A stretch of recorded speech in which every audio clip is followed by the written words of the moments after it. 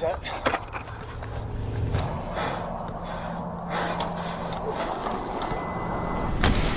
This sniper just took a shot at an armed fugitive holding a family of 5 hostage in their home. My family's being held hostage.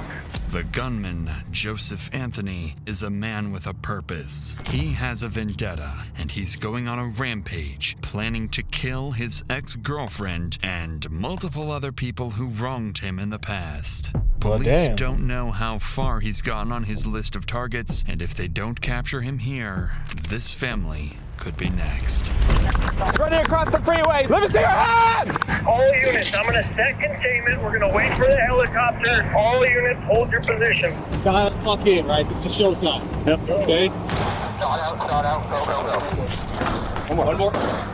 Police! Police! Police! Oh, it's about to get into some gangster shit. It's Thursday, September 9th, and the first sign that something is seriously wrong comes from an alarming 911 call. Central 911, what is the address of your emergency? Leighton. So my brother, he's on the loose right now, and he threatened to kill his girlfriend a couple days ago. He just showed up at my house. What's your brother's name? Joseph Manhard. He has a firearm on him, and he is armed. Where is he?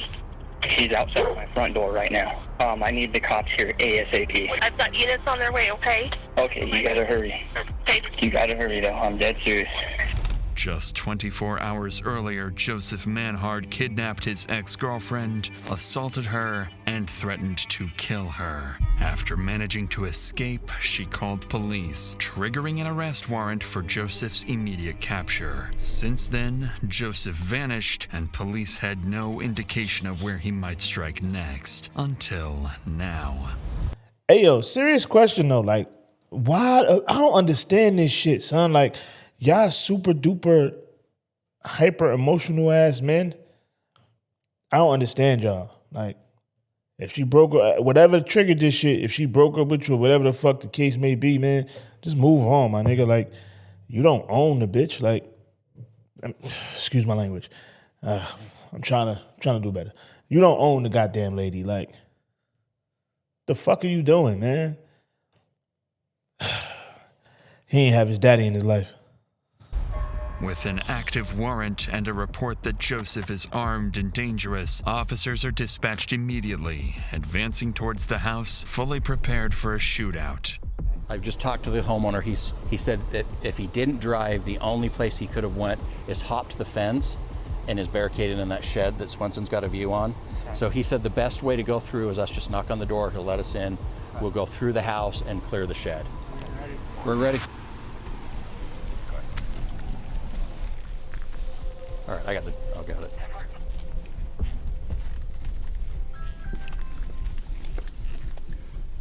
Bye. You want to show us where to go? And where's the shed? Just in the corner over there. You got me? Yeah, I'm gonna have to go through and hit it and come swing it out wide. swing it out wide and I can step in front. Okay. This shit look like it'd be intense.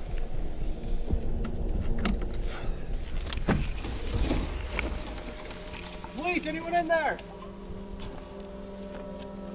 Police, if anyone's in there, show me your hands. Come out. See, fucking, listen, I don't know why I just thought of this. Fucking with me, man. I'm not opening the door. I'm gonna do this shit like Major Payne. When he walked in Junior room, he was like, it's a bad man in the closet. Motherfucker lit that closet the fuck up. I ain't opening no fucking shed door. I'm lighting that bitch up. Whoever in it, if his ass still in there, he ain't happy. That's why I couldn't be a cop, dog. Okay.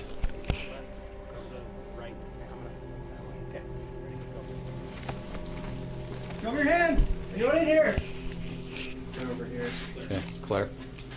All right. He didn't make it in here. That nigga ain't in there. Probably drove by one of us.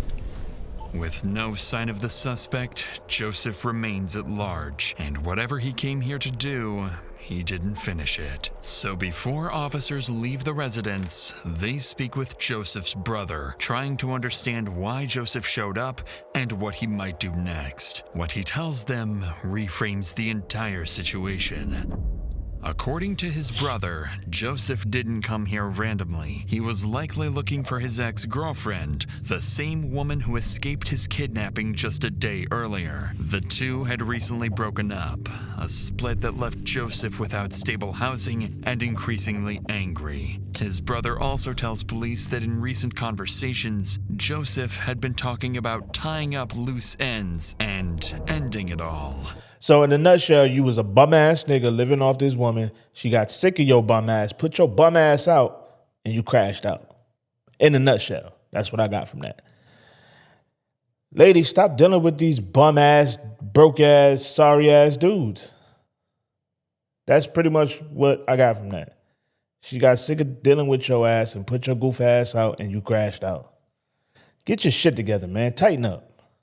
To officers, it begins to sound like Joseph isn't just running. He may be moving with intent, driven by a personal vendetta and targeting people he believes have wronged him. If that's true, it has never been more urgent to locate Joseph before he reaches someone else. This goofy ass. But it doesn't take long for those fears to be confirmed, because later that evening, police receive another alarming 911 call. Fairfield 911. My brother-in-law's at my house right now. Okay, where is he? Is he outside? Yes, he's outside. Okay. Is he knocking on the door or what's he doing? He's in the front yard. They said they already have an APB out on him. Yes, okay. I need to get here right now. Okay, we're on the way. Tell me exactly where he's at. He was out front. He was walking around out front. He's walking around. Following this terrifying call for help from Joseph's sister-in-law, officers are dispatched to the home once again. But by the time they arrive, Joseph has already vanished. This time, however, officers decide to canvass the surrounding neighborhood before leaving, a decision that will prove critical. Nearby CCTV footage captures Joseph getting into a car and speeding away from the property earlier in the day. For the next few hours, patrol units search across the city, but the white Hyundai remains out of sight. Fucking But loser. over the next several hours, Joseph's decisions will force officers into one of the most dangerous manhunts of their careers. That's crazy. For the next few hours, patrol units search across the city, but the white Hyundai remains out of sight. Then, around 1:30 a.m., a lone patrol unit spots a vehicle matching the description and immediately initiates a pursuit. Oh, he floating in that little shit.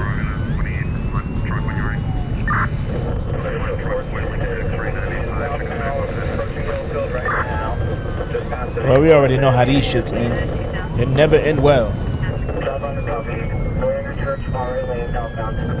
Just as the officer begins to close the distance, he suddenly loses sight of the car Joseph is believed to be driving. But just minutes later, as patrol units continue canvassing the area, one officer spots Joseph's car parked on nearby train tracks. With no way of knowing whether Joseph is still inside or hiding close by, the officer cautiously approaches the vehicle.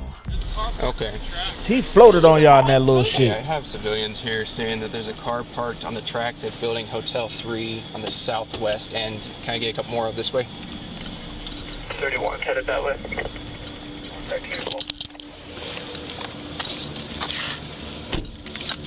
It built up to 76. I have visual on the vehicle. It looks like it still might be occupied. Not sure yet. South corner of Hotel 3. Looks like vehicle might be abandoned. If we can start getting the containment close in, and then I can start my dog. The car turns out to be empty, and there's no sign of Joseph anywhere nearby. By abandoning the vehicle here, Joseph appears to have given officers an advantage. He's now on foot, without transportation. Police finally have a chance to corner him. That might not, in certain cases, that may not be a good thing. You got some people that ain't right in the head, and they'll fuck around, they'll harm somebody to get another vehicle. So that That ain't always a good thing. I get what they're saying though. Yeah, I mean, if you're on foot, you got you have a more likely chance of getting caught than being in a vehicle. But you got some motherfuckers that may get desperate. They got a weapon on them or some shit. Might fuck around, run up on a nigga in traffic. Bang, let me get that. So, you know what I mean? It's 50-50. But that window closes almost immediately, as just 20 minutes later, Joseph makes his next move. Holy shit, I literally just, I didn't even know that was about to happen. That's crazy. That's crazy. That's crazy. I literally just said that shit. And he did exactly that. That's crazy. 911. Yeah, this is the utility trailer. I just had a lady walk in the front door, said her car was stolen and she was shot at. What kind of car? Blood on her. We're in the area looking for this guy. Could she tell you quick what kind of car? What kind of car? Kia Optima. As dispatch gathers details from the call, patrol units across the area are alerted to be on the lookout for a stolen white Kia Optima taken at gunpoint. At the same time, one patrol unit is sent to the scene of the carjacking to speak directly with the victim, where they'll learn just how close Joseph is to committing his first murder. Do you mind if I talk to you for a second, ma'am? Okay. Do you mind just telling me what happened? So I was sitting in my car and he was like, hey, do you have a cigarette? Or no, he asked me if I had a lighter, sorry. And I was like, yeah, and I only rolled down my window like this far, and I handed him my lighter, and then he was handing it back to me, and then he just shoved his arm in my window, and I just started rolling it up, and I started screaming, and he was like, I have a fucking gun, and then he pulled it out, and I just kept rolling up the window trying to scream, and then he just shot out the window. And then I just opened the door and I said, you fucking have it.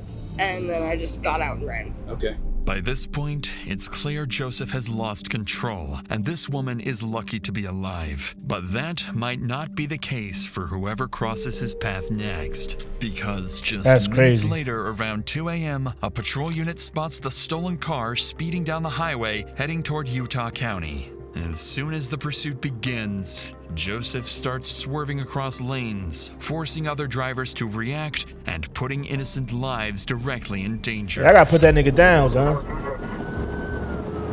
You gotta put him down. He don't give a fuck about nobody's life. His included. With Joseph refusing to slow down, it's only a matter of time before someone gets hurt. So to bring the pursuit to an end, an officer approaching from the opposite side of the highway pulls over and prepares to deploy spike strips. At highway speeds, there's no margin for error. The spikes have to go down seconds before Joseph reaches them. Too early, and he'll see them in time to swerve around and put innocent lives at even greater risk. All of this shit over some pussy. All of this shit over a woman that didn't want you. Tender dick ass nigga.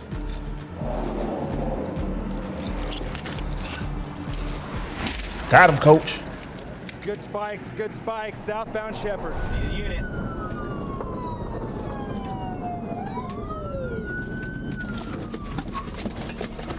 He running. He's running across the freeway. Man, put his ass down. Lanes. He's in the northbound lanes. Red jacket. Let me see your hands. He's hopping the fence. He's over the fence now. We need units to frontage. He's on frontage now. He's going to housing complex over here. By a white fence. He's about to hop it. He's hopping it into someone's backyard. After abandoning his car, Joseph runs towards a residential area surrounded by homes where families are asleep inside. Knowing how dangerous and unpredictable Joseph is, officers now have to cut through the busy highway and move quickly to find him before anyone else is put at risk. You gotta put that nigga down, son.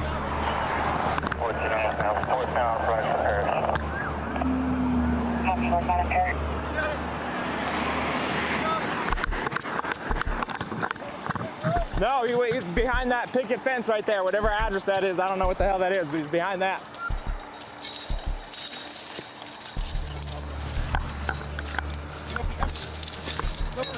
Negative. No shot. Frontage. Go more toward probably. What's that? Just going 20-25 north. Okay. If they come out that way. Over this vinyl right here. That's where he went, in this dude's backyard. My copy, Star 9 will be headed our direction shortly. Where are you? He hopped this one right here. All units, I'm gonna set containment. We're gonna wait for the helicopter. All units, hold your position. Don't go walking around. With Joseph disappearing into a residential area, the situation becomes far more unpredictable. By now, more than 30 officers are flooding the scene, and without coordination, every decision risks putting innocent families in danger. This is when Sergeant Sheldon arrives and takes control. Okay. You got somebody south? Stand by, I'm setting containment, all right? Sorry, bro. I don't have all the information because we switched this last minute, okay? So, what do you guys got? So he already shot someone in the Freeport Center. Okay. Probably gonna take like half an hour for that bird to go. He hopped over that fence right there. Which fence? That one? Okay. After a quick brief, Sergeant Sheldon forms a plan to flush out Joseph. First, a helicopter is called in to scan the neighborhood from above. Second, a tactical operations center is established near Joseph's last known location to coordinate every unit in real time. And third, officers set up a wide containment zone, covering more than a square mile, with units positioned throughout the neighborhood to cut off any possible escape routes. But just as the plan goes into motion, officers are abruptly interrupted by a sharp sound in the distance. Not sure exactly where Rick came from. Command at 1700 South 100 West. Right where Preston's at, that's where the shots came from. It was one single shot. Preston, are you okay? Yeah, y'all gotta put that Hold your nigga down. position. I'm sending a unit around to you. Go to... We're gonna get, if we can get someone over here to the north 2025 north front near some whole containment. And maybe this is why I felt like I couldn't be a police officer, because I feel like it's just certain situations, dog. I'm not taking no chances, dog. Clearly, this motherfucker's out of his mind. He shot at a woman. He holding motherfuckers hostage and shit. He stalking people's houses and shit. You just shot again. I don't know if you shot at somebody or shot in the air, whatever. I know you willing to let that shit go. Man, listen, dog. I come across your ass, it's kapow, you hear me? Ain't nobody got time to fuck around.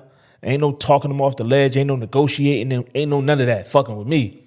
I'm gonna shoot first and ask questions later, goddammit. I ain't got time for the fuck shit. Yep. I'll set containment. You guys come up with a plan to systematically search this, okay? The gunshot confirms one thing immediately. Joseph is still in the area. But what officers don't realize yet is that the shot wasn't random. It was Joseph forcing his way into a nearby home. And in the next few hours, the situation will escalate in ways officers aren't prepared for. Approximately an hour after the gunshot was fired, the helicopter finally arrives and begins a full aerial sweep of the neighborhood. But Joseph is nowhere to be seen. On the ground, officers spread out searching for Joseph and cautiously prepare for an ambush. Forerunner?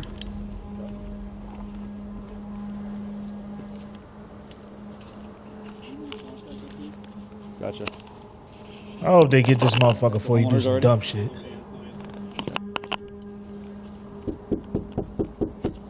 Bountiful Police! Hi, Bountiful Police. Did you guys get... Oh, sorry. We're just looking for somebody in the area. Your home is secure. You didn't notice anything suspicious. Okay, it's gonna have white male, red shirt. You see someone like that, give us a call. If you find them or see them or anything, give us a call 911. Alright, thank you. No, you're good. Just make sure you lock your door. Who the hell is this guy with us? Driving me crazy. After more than 2 hours of knocking on doors and checking backyards, Damn. There's no sign of the suspect. Joseph's absence becomes increasingly unsettling, and Sergeant Sheldon quickly recognizes what it likely means. If Star 9 can't find him, we have a totally different situation, right? Because he potentially could be in any one of these houses. Yep. He could be taking people hostage. He could have broken in and it's unoccupied, right? So we have all of this shit that we're gonna have to filter through. And that's going to have to take. How many houses are we looking at? Resources. I would estimate 8 on this side, 6 to 10 on this side. At this point, Sergeant Sheldon and his team are forced to consider multiple scenarios, including a barricaded suspect holding hostages inside. But they won't have to weigh those possibilities for long, because one phone call is about to answer that question for them. 911, what's your emergency? My family's being held hostage. Immediately after this, officers spread out and quickly locate the caller nearby, Chris Samuelson, a father who managed to escape the house just moments earlier. What? Hey, big dog, hold up. Hold the fuck up, big dog. Hold the fuck up, big dog. You supposed to be the protection. Why the fuck did you leave? Nah, big dog. Hell nah, big dog. Hell nah, big dog. Nah, hell nah. Hell nah, big dog. What the fuck? You left that nigga in there with your family? Man, hell nah. What he tells them is chilling. Inside the home, his wife, 2 daughters, and his daughter's boyfriend are still being held at gunpoint, and Joseph is inside with them. With this new escalation, Sergeant Sheldon knows this is now beyond the scope of a standard response and prepares to bring in specialized tactical support. All units, priority traffic. All units, priority traffic. We have information from a citizen leaving a house. Oh, jeez. Let's move. All bountiful SWAT return to talk. All bountiful SWAT return to talk. Victim's wife, daughter, and daughter's boyfriend are all on the couch. Suspect was sitting in a chair just behind the couch. Daughter, he has another daughter that is sleeping downstairs that should be waking up in the next couple of minutes. Suspect gained access to the house through an unlocked window in the basement. After SWAT teams arrive and are quickly briefed on the situation, they begin coordinating their next steps, preparing to establish containment and open negotiations with Joseph. But before a plan can fully take shape, someone is spotted exiting the back door of the Samuelson home. So they're FaceTime. Is it female coming out one side?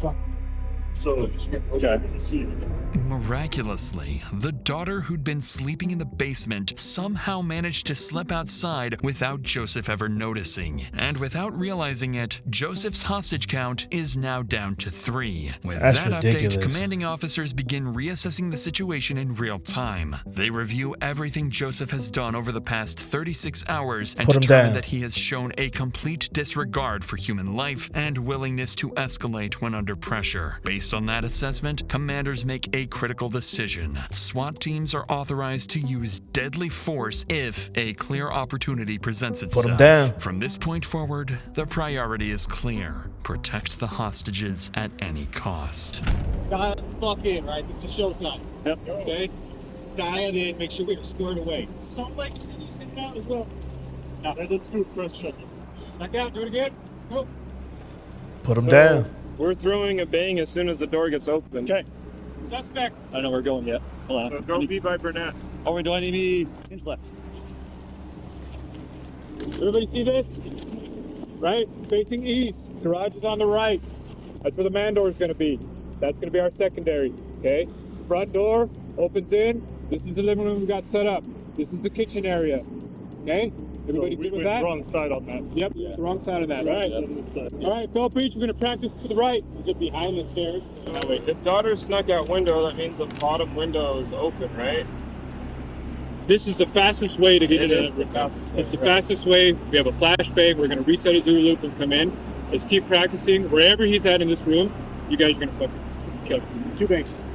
2 bangs? Want to do 2 bangs? No, 1 bang. Just one? Just 1 bang. With deadly force authorized, a coordinated plan is put into motion, one designed to end the threat and extract the hostages safely. A sniper will be positioned nearby, ready to take Joseph out if he's exposed and a clear shot presents itself. At the same time, negotiators will make contact with Joseph, work to slow him down, gain compliance, and convince him to release the hostages and surrender peacefully. If that fails, they have one secondary objective: get Joseph to step outside. Put him down. Because if he does, even briefly, it could create the opening the sniper needs. With 3 innocent lives at risk, there's no room for error. One wrong move, and everything ends tragically.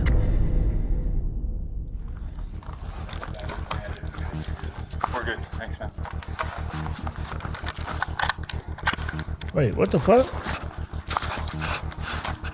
The officer assigned as the sniper is Jared Tadahara, a long-serving police officer who moved from patrol and street crime work into a specialized SWAT sniper role. After arriving on scene, Tadahara conducts a quick tactical assessment and moves into a nearby house facing the Samuelson home. From here, he has a clear view of the backside of the house, a position that allows observation without being easily visible to the suspect and provides a safe distance to avoid interfering with perimeter officers. But Tadahara isn't working alone. Every sniper has a spotter, a second officer responsible for range calculations, wind assessments, and most critically, confirming that the shot is clear before Tadahara pulls the trigger. Across the street, negotiations continue. For the past 3 hours, officers have been trying to reason with Joseph, urging him to surrender and release the hostages. But Joseph refuses. He won't let anyone go, and threatens to kill the entire family if officers attempt to force entry. With 3 people at fatal risk, a precise sniper shot becomes the only way to end the standoff Put his ass before down. it turns deadly. But before Officer Tadahara gets that opportunity, he receives crucial information that makes things a lot more risky. Is there differences between suspect taken? Suspect appears to have a shorter, wider nose. Okay. A slightly rounded face. Okay. If suspect has a mustache to goatee thing, that would be. Unfortunately for Tadahara, the situation just became far more complicated. One of the hostages inside is a male who closely resembles Joseph. One wrong shot and an innocent person could be killed.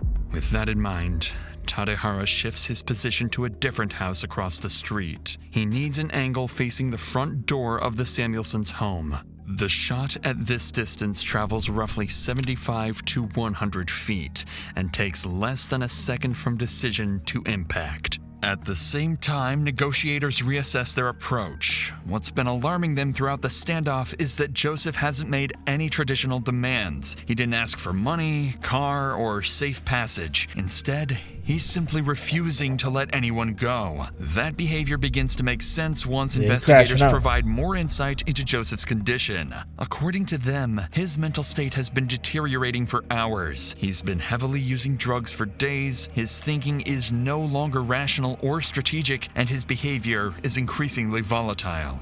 Most concerning of all, Joseph isn't releasing the hostages or surrendering. His endgame appears to be killing people he blames for all his problems, then forcing police to kill him or take his own life. Because of this assessment, SWAT officers remain positioned far back to avoid provoking him. Negotiators then ask Joseph to step outside the front door with the hostages to prove they're still alive. If he does, it will give Tadahara a clear view and a chance to take the shot. It takes time, but Joseph eventually agrees to walk to the front door with the hostages while warning he'll shoot them if officers make any aggressive moves. After 2 days of chasing Joseph, officers finally have a chance to bring his violent rampage to an end. With the SWAT team nearby staged for immediate entry, Officer Tadahara prepares to take the shot. He stabilizes his rifle using a bipod, a small stand attached to the gun, then lies prone, steadies his aim, and slows down his breathing. A few seconds pass, and then the front door begins to open.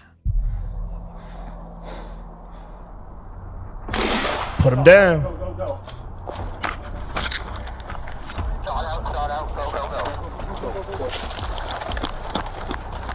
Fuck him. Go.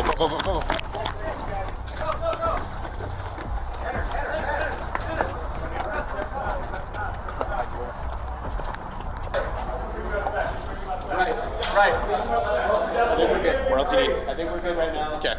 Unless they start calling for us. This door. This door. One more. Police! Gotcha, we got him. Hands up, bro. I mean, I don't know, maybe a piece of his skull hit me or something, I don't know.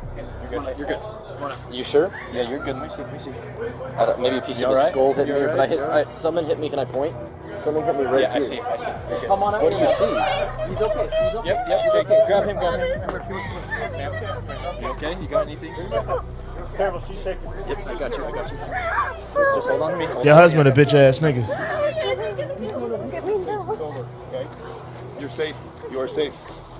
After more than 6 hours trapped inside with an armed, unstable man, the entire family survives. An outcome that, just minutes earlier, felt far from guaranteed. At the front door, Joseph Manhard lies critically wounded. Paramedics rush him to the hospital, but despite life-saving efforts, he's later pronounced dead. That's what he wanted anyway. Investigators later determined that Joseph's actions were driven by a rapid collapse. His failed relationship and heavy drug use pushed him into increasingly violent and reckless behavior. No, just call it what it is. He realized he was a fucking loser and decided that, you know what, fuck it, it is what it is. You know what I'm saying?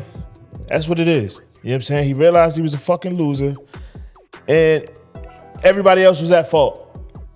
Like I don't like people. I don't like people that try to play that part of me. That try to do that victim shit. Like, oh, my life is so fucked up because of you. If this person didn't do this and this. No, goddammit, you're a fucking loser. Shorty realized you was a fucking loser, so she left your ass, and you crashed out. And he got the result he wanted. So I don't feel bad. You know what I'm saying? But y'all let me know how y'all feel down in the comments, man. And before you head out, you already know I need you to like, comment, subscribe, share, all that good shit, man. I'll catch y'all on the next one.